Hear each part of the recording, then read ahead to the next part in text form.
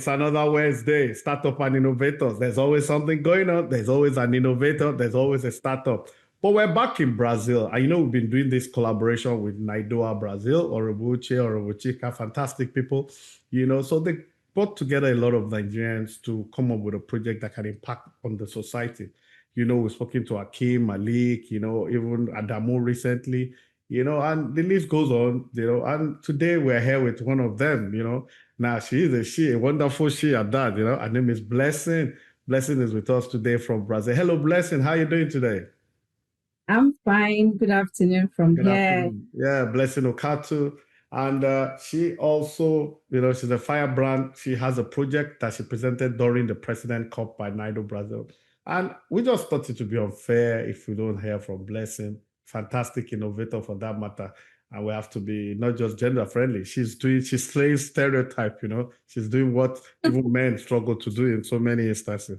So Blessing, welcome once again. So she is a chemical engineer, Nigerian origin, no doubt. She's also a data analyst, entrepreneur, and a sustainability advocate, currently pursuing a master's degree in chemical engineering at the Federal University of Vicosa, UFV, that's in Brazil. That's where she's speaking to us from right now. She earned a bachelor's degree in chemical engineering from Abaka Tafawa Balewa University in Nigeria. So academic and professional interests sit at the intersection of chemical and biochemical engineering, oil and gas processing, process system engineering, energy system, environmental sustainability, and sustainable energy. Blessing, I always like people telling us their story. So you tell us, what's your story? How did you get there? How did you study chemical engineering? What's your story? Is that what you always wanted to do? Is that how you wanted to do it? Why Brazil? What are you doing in Brazil? Tell us your story, and we're listening. Over to you. Okay. Funny how I have always wanted to study engineering, right? Unlike when I was, I know when they say when people are like, when you're still a baby, you want to study, you want to become a doctor and all. Yep. No, I have always wanted to study engineering. That's number one. Then what took me to chemical engineering was I wanted going for petroleum engineering because right from when I was a child, I've told my dad he's late. He died last year, though. So he's someone that encourages you. He doesn't force you to do things. He will like, okay, what do you want to do?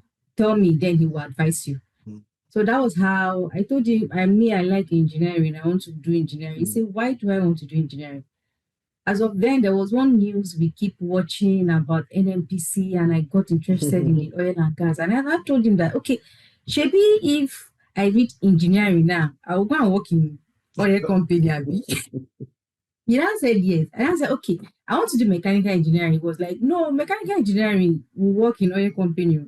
But am I sure? I should go and check all of the engineering and see if the one that best fits me. So that was why I changed and I said, okay, let me go for petroleum engineering. Oh, wow. So when I was applying to university, I wrote JAM just once. When I was applying to universities, and my dad was like, okay, that he will actually want me to go to the north because he wants me to read. That was his perspective then. I mean, there are no distractions there, right? Oh, yes, there are no distractions. And you cannot bribe your way out. You have to read. Oh, wow. I was like, okay.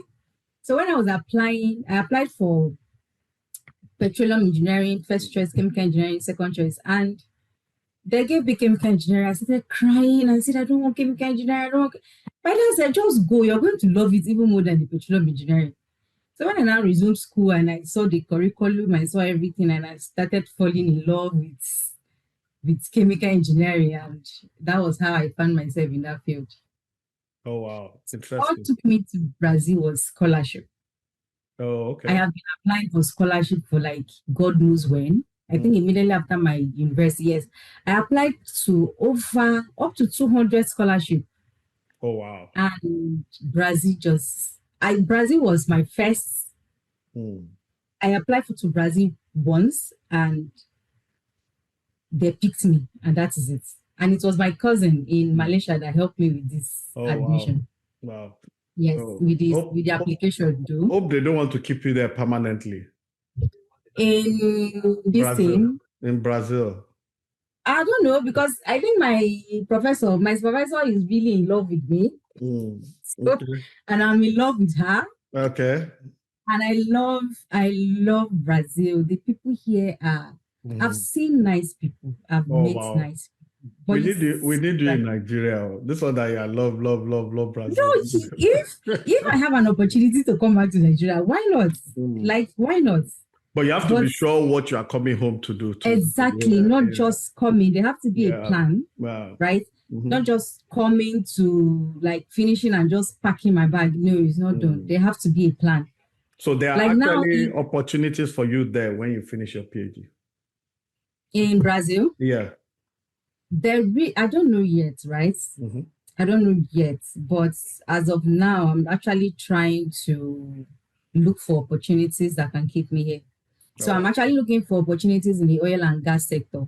There's a lot Even though I have other side hustle, I'm looking for opportunity in the oil and gas sectors, and I'm developing myself towards that. That is why the projects I'm working with now, we are actually working on an additive for drilling fluids. Oh, okay. Wow. Oh, yes, that's what we are working on right now. Because I see here that you're also a certified data analyst with professional training from Oh, yes, those are my side hustle. Okay. Yes, those are my side hustle. Yeah, I'm certified for Google Analytics. You're a project manager from the Institute in Ghana. Yeah, you're proficient in Python, SQL, Excel, Power BI, and R, with strong expertise in data-driven monitoring and evaluation. Wow. Yes. So, wow. Beyond engineering and analytics, Blessing is the founder and CEO of BOU Beauty. So you're also still Bow Beauty. I didn't want to bungle it, so that's why. Yes, the Bow is actually, it came out from abbreviation of my 3 names. Okay. Blessing Ukatu. Yes, so the abbreviation of my name came up with Bow. So it's a Nigerian cosmetic brand focused on affordable beauty solutions, youth empowerment, and sustainable production practices. Wow. Yes. So yeah, a jack of all trades, master of everything. Oh, yes, I am actually. All right. Fantastic. So let's go to your project, the project you did for NIDO Brazil. You can take over the screen. You are enabled already. So tell us about the topic is mobile primary healthcare and community clinic network. So as a scalable rural health enterprise inspired by community nursing legacy. I don't know how this relates to engineering, but I'm sure you link it. But I love the context under which you know of my project, right? Yes, I love it. I love the it's mobile primary healthcare. You guys are just thinking out of the box, So all right. Oh, yes, the project actually has been something. It has been something that has been within me and my family. Can you hear me? Oh, loud and clear. Go ahead. Yes, it has been something that has been within me and my family. It was birthed from my dad. Oh, wow. He is someone that he was a nurse. So when he was a nurse, he traveled to all the local community that don't have access to health.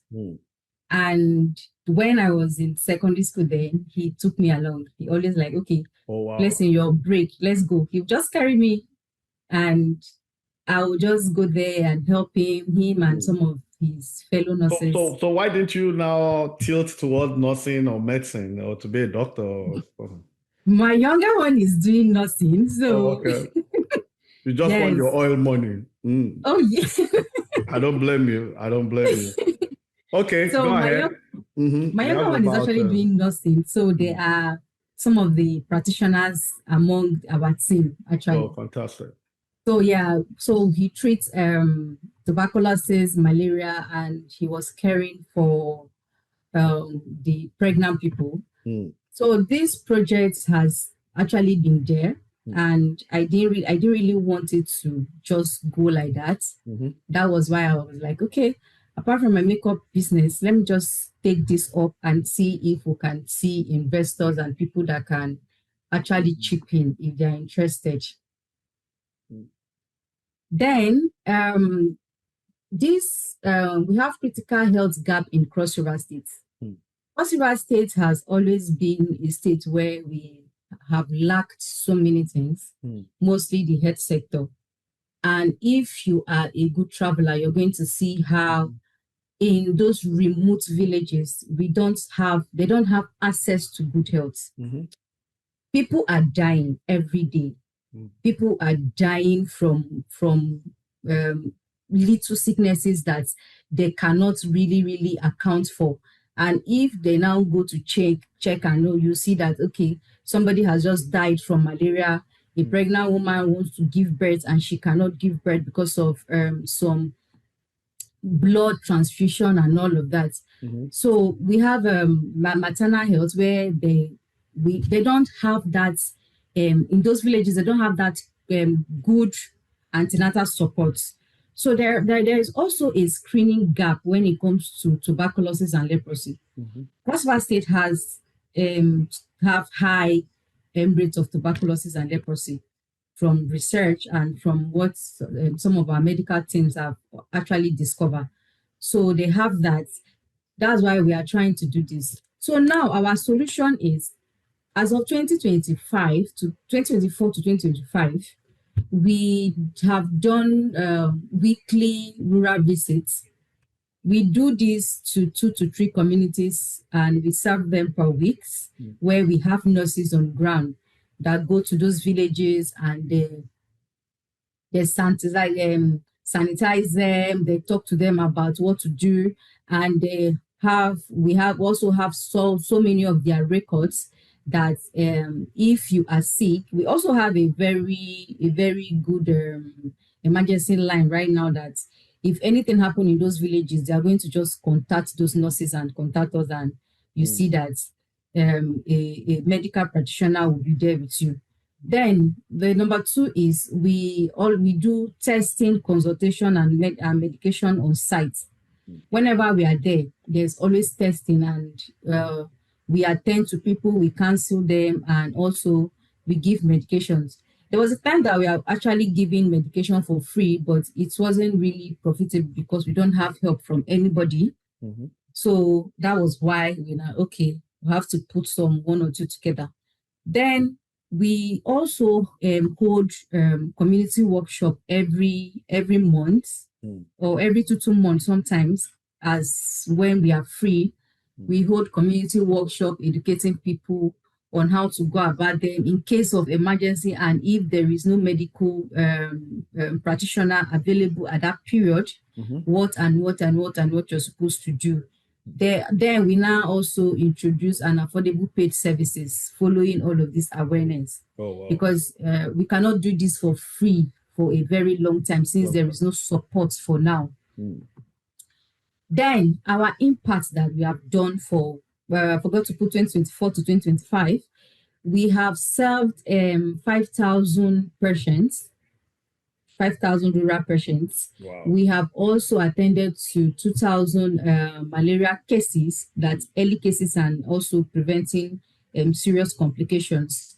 We have done 1,000 hypertension screening, where we know that this is one of the major things that lead to deaths over there.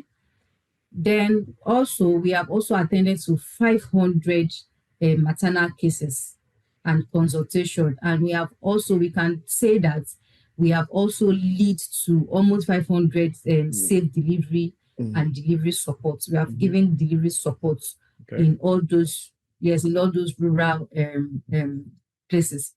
Then our comprehensive health service delivery, we have primary consultation, where our general doctors go there, diagnose them of some of their illnesses, and then we give them the necessary treatment. And also, in this case, when it is out of hand, we also have an emergency team that can also rush them to the nearby good hospitals that can do that.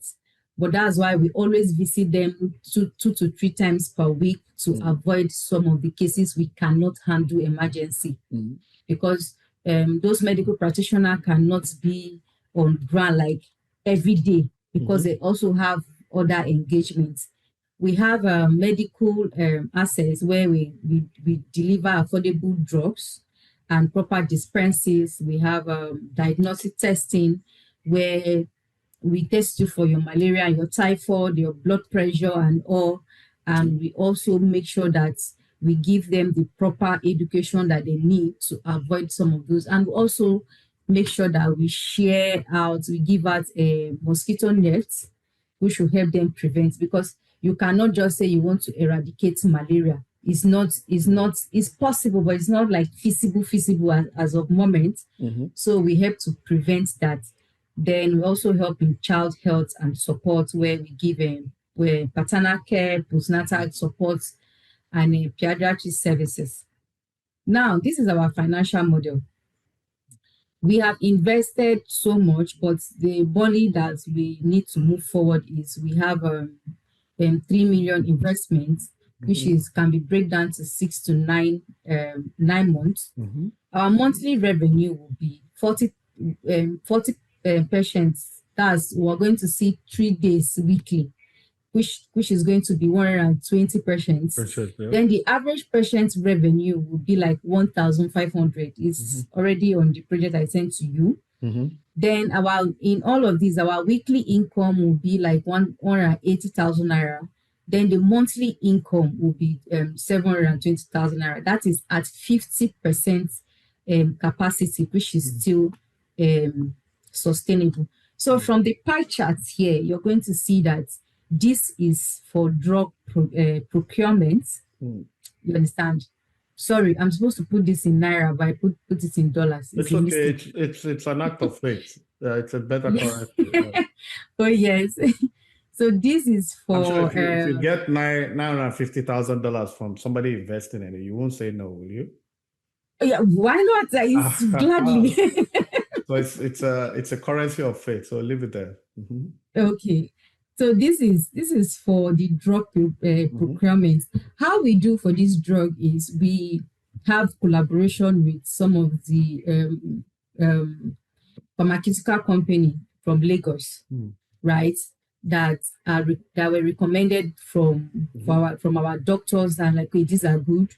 So we cut down some of the prices of those drugs. For example, if you go to a shop now to get a malaria drug, I think a malaria drug costs like 3,000 something or 4,000 thereabout at a moment in Nigeria. But if we want to go to those villages where we know that, okay, these people are just farmers and fishermen and they don't have so much, we have to drop it down for them a little for them to be able to afford that. So this is our multiple revenue stream. So the affordable fee is, if you want a consultation with our professionals, you pay from 500 to 1,000 naira. Then if you want a test, depending on the test, then our lowest test is like 500 to 2,000 naira. Then family subscription, like if you have your family, it doesn't matter how many family you have, you can now pay like 1,000 to 3,000 monthly subscription.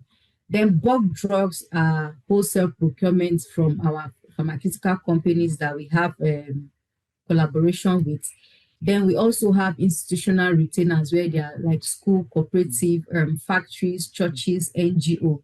So those are some of our collaborators, because when we're going to those people to educate them, sometimes we go with our NGOs, we go with our practitioners, and we collaborate also with all some of the nursing school over there in Cross River State.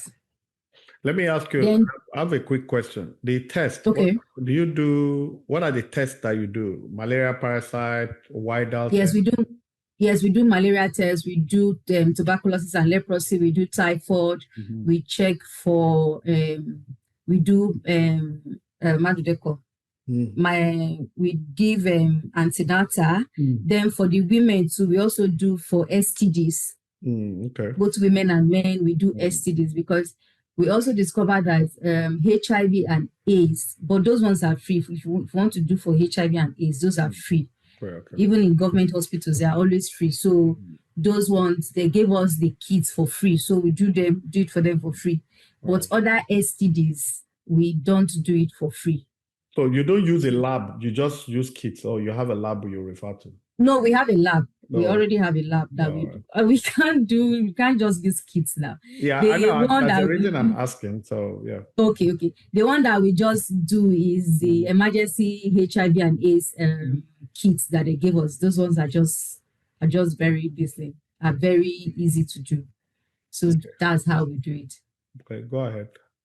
Okay, so this is our 3 years scaling vision. That 1 year we have 10 operational mobile units, 7 priority communities, where we are going to establish referral partnership with local government health offices and NGOs and the federal government. Then in year 2, we want to expand to more than 5 local governments, because right now we are serving 5 local governments, and those local governments are very, very large.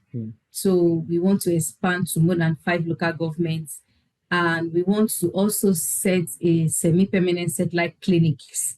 Instead of taking their blood samples, putting it in that semi-fridge, and taking it all the way to places like maybe like Calabar or Igoli or Ugoja to do the tests, run the tests, and get their result before coming, we'll just put up a satellite clinic pilot where that can just happen immediately, not traveling and coming back, because it might be risky sometimes. Then the year 3, we want to have full Cross-River Rural Health Network. We also have to have a sustainability local employment model, where we are going to be employing some of the local government people that are qualified, like the nurses and some of the people there. They also have to have a replicable framework for other states to follow. Oh, wow. Then this is some of our people at work. Yeah, so that is all for now. Thank you very much. Oh, wow. Thank you. So let me ask you this. Why Cross River? We started from Cross River, right? Oh, okay. That is where we are now. That's why we want to expand. But they say charity begins at home, right? Absolutely. If you want to do anything, we have to. So that's the state you are from in Nigeria? Yes, I'm from Cross River State. Okay, all right. So I have to start from where I am and impart where I am. Then from there, I will now start expanding. So you are coordinating all this from Brazil, correct? With your yes, family, I'm coordinating all this from Brazil. Sister. I also have team members down there, over there. Wow. I have nurses and medical doctors, and we are collaborating with right now. That if there are anything, we can just, this is how it's going to be done and all of that. Okay. Before we round up, I have just 2 questions for you. I mean, that's very impressive. I have to say it's very, very impressive.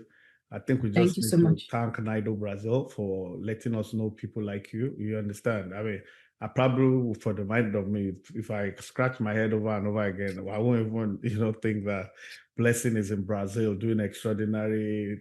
So this is not a you woman's job. This is a you man's job. Okay. Anyway, so what are my questions? Yeah, let's talk about funding.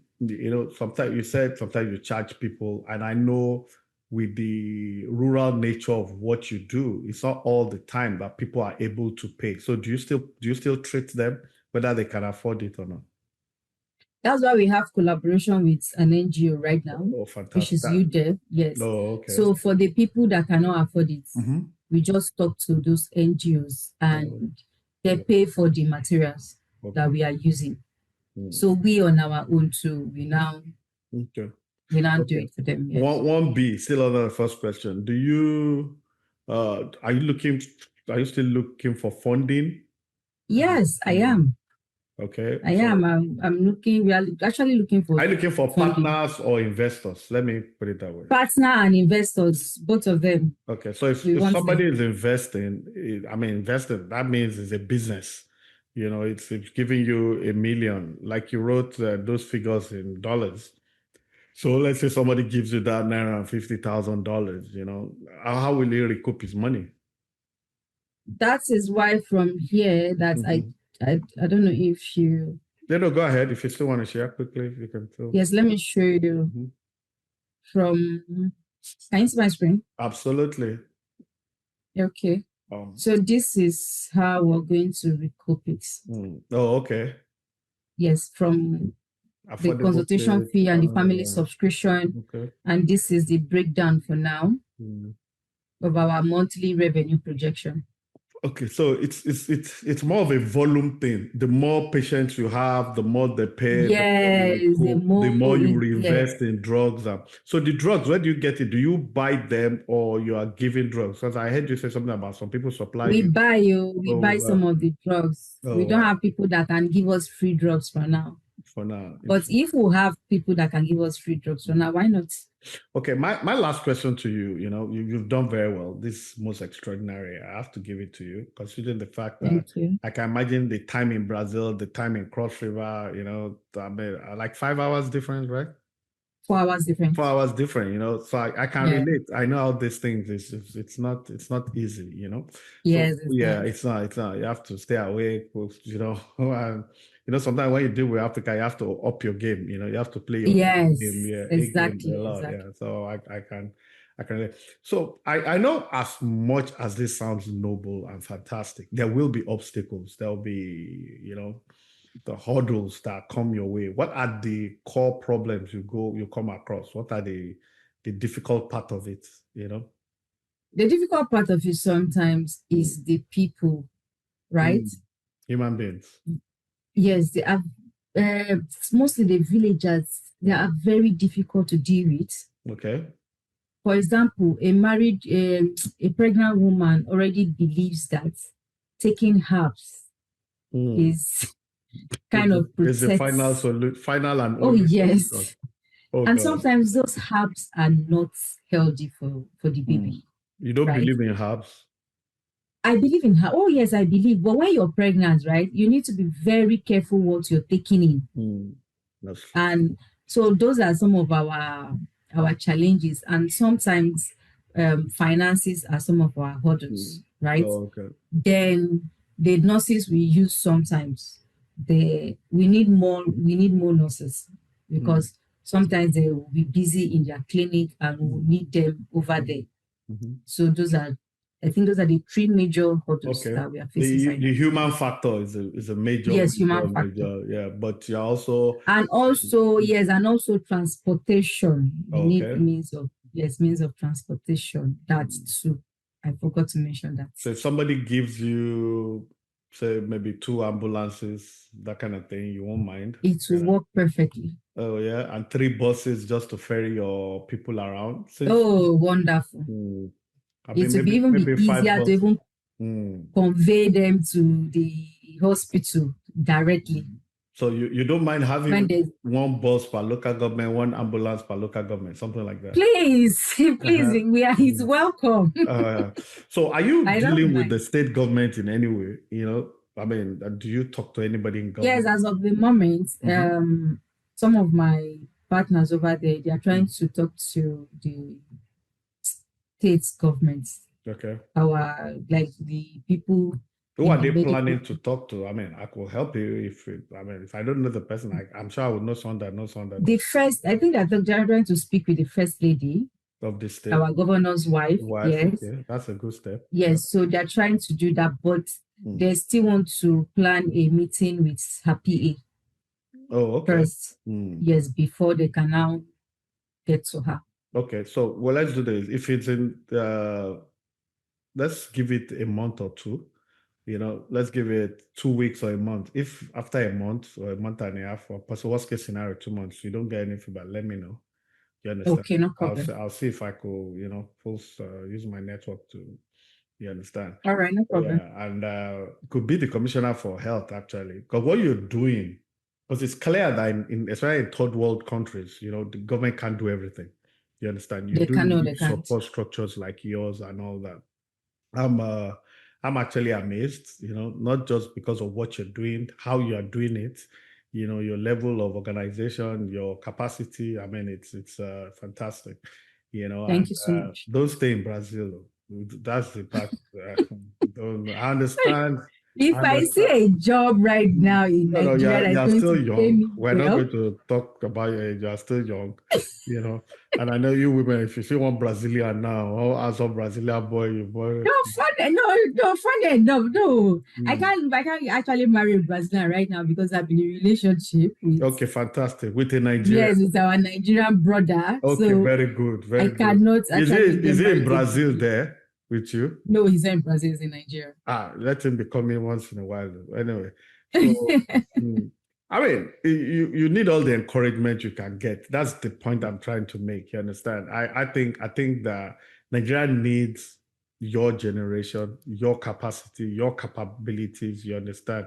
Your Yes. potential. You are potentially the type of politician we want in future. You understand? Because Thank you yeah, so much. no, Thank you are you. earning your epaulets at a very young age. I mean, if by the time you are 40, you're deputy governor or governor, because in the Western world, people get to higher office even younger than that.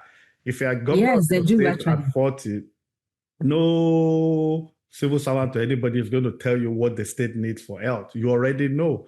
Now, coupled with the fact Exactly. that you're an engineer, you know about the oil industry, you know so many things. So you actually have a lot of capacity for your age, and it only gets better. You're going to be more Yes, it knowledgeable does. as and that kind of thing. So, Blessing, thank you for your time. Thank you for coming on Startup and Innovator. We just have to keep thanking Honorable Uche, and Honorable Oh, Chika for the fantastic job. They're extraordinary men. You understand? And yes, they are really doing good. Like, they are I doing really good. Yeah. admire them. And I admire you too a lot. Oh, well, thank you. Thank you. Thank you for your Thank work. you. Me, I need encouragement. You don't admire me. Just encourage me. No, Because you know you sometimes, are really. yeah, sometimes I can be very tired. Like now, I'm very tired. I can tell you that. It's one of those days that I'm really, really, really tired, I So understand. yeah, but then we have to do what we have to do. One of the things that inspire me is what you are doing, what people like you are doing. I hate to take that Nigeria is not going to work. It I just will, it it will will. work. Yeah. And For me, also, if it's we very as fun. Yeah. individuals have a different perspective and we start Absolutely. acting right, I think it will Absolutely. be better. Absolutely. Because we cannot Absolutely. leave everything to the government. Yes, the government is who they are, Mhm. but we too, we should be better. You said something when we started discussion before we go, something that really pricked my conscience. So we all have a role to play. You understand? Yes, we And do. with the problem that Nigeria has right now, we're all guilty one way or the other. You understand? No, we are. Mhm. Everybody is On guilty. election day, the Everybody. governor is not there, the president is not there, the youth corpers help to rig, the lecturers help to rig, even you Exactly. understand, everybody is playing some negative Everybody is role, yeah. guilty. So we can't tell, but thank you, Blessing. Thank you for coming. I'm really excited. I'm really excited about what you're doing. I like Thank you your so kind much. of personality. I'm sure you're going places. Yeah, I'll watch out for Thank you. you. You're one of those. You're potential governor of Cross River State. I Oh, can thank imagine you you. in House of Reps in like 8 years. Oh my God. I Oh, can't wait to be you're going there. to show Thank you them so pepper. much. So I'm going to watch out for you. Trust me, and I'm going to give you all the push I can because I'm looking for people like you. That you guys are the future. You understand? And Yes. we just need to give that. I feel for those of you that are diaspora exposed, you know, Yes. you live in Brazil. You see how easy they make things look in Brazil. You understand? Oh, so easy. So Renewable sometimes I energy. just wish Mm. everything is just like that in Nigeria. All right. So Like everything is easy. don't get too comfortable. All right. We gotta go. Wow, wow, wow. Our time. Well, we're good with time. We have just about a minute, but then it's good that we have had the discussion. So the only Yes. thing I can add to it for you that don't give up. You understand? Uh, Support will always come. Sometimes it looks hard, they look impossible, but trust me, I've been there. It will always happen. You just have to be consistent. You have to be persevering. Persevere, keep grinding. You get a lot of no's, but there's always a yes waiting. Sometimes things will go south. You think the world wanted they like. That's even a sign that something good is really going to come. You As know, in, and I know it can be lonely, where you have, no, it language and is. all that, but just take it as an opportunity to create a good network for yourself, make new friends, and prepare for leadership. Trust me, I see you. as a potential future leader of Nigeria. So Thank you so Blessing. much. God bless Thank you. you. All right. To all God our bless you viewers, too. that's Blessing for you. Blessing, Senator Blessing, Congresswoman Blessing, Governor Blessing. Cross River, watch out to, Thank you so watch out. much. She's coming. She's in Brazil now. Brazil is just boring. And she's just tapping knowledge, Let her tap Thank everything you she so can tap. Then much. she's coming to Cross River. And you never know. You never know. You never know. We Of just course. need we need the requisite people, and you have started very well. God bless you. All our viewers, is a wrap. See y'all next week. Bye.